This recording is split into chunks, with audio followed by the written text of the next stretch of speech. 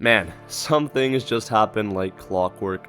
And I understand the Leafs are still up 3-2 in this series, so they still don't have to be fully in panic mode yet, but you can't help but feel a little bit concerned if you're a Leaf fan right now, given the history of this team and the way they've handled out closing games. And honestly, I should have expected this, but they fooled me this time as well. I had Leafs in 6, that could still theoretically happen, but with the way that the Senators have handled this game, they look very composed and confident, exactly what Giroux said a couple of nights ago, taking one game at a time, and the Leafs, their body language on the bench, it just doesn't look that good. So we'll see what happens. Every game is a new game.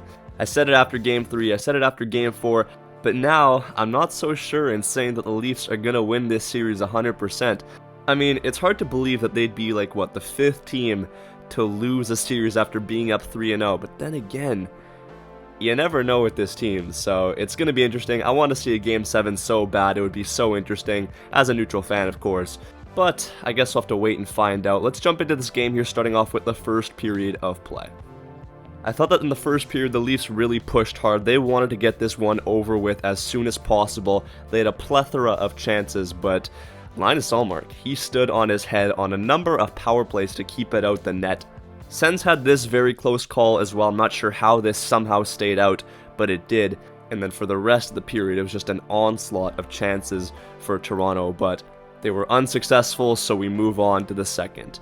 Auston Matthews with a very close chance here, but he's unable to prove his clutch factor. And then Thomas Chabot from the point gets it by Stolarz. When this went in, I just knew the Sens were going to win this one. Even though it was 1-0, it felt like such a backbreaker. And Ottawa started getting a lot more momentum and chances. Now moving on to the third period, Tkachuk with a good shot here, Stolarz the save. And then Dylan Cousins, short-handed, gets the Gaudette feed, puts it by Stolarz. And at that point, even though there was still time, if there was ever any doubt, it felt like the game was iced. The Leafs still pulled their goalie, but they get scored on twice. The first one is by Tim Stützle, who gets on the end of this one to make it 3-0, and then shortly after that, Brady Tkachuk adds to the score sheet as he gets it through the legs of Marner, past him, and into the back of the net. 4-0 final, and we are headed back to Ottawa for Game 6. This is a match I am very excited for. I have no idea what's going to happen. I want to know your thoughts in the comments section down below. Give me your predictions for who you think is going to take this series, because when it seemed like it was all over, Ottawa comes crawling back. And people forget that the 2 games the Leafs won in Games 2 and 3 were overtime victories. Those could have easily gone either way, and if Ottawa wins either of those, they're in the driver's seat. So I think a lot of people forget how close this series actually is in terms of the score sheet, so we'll see. But thank you all so much for watching. Be sure to like, comment, subscribe if you are new. We're almost at 13K.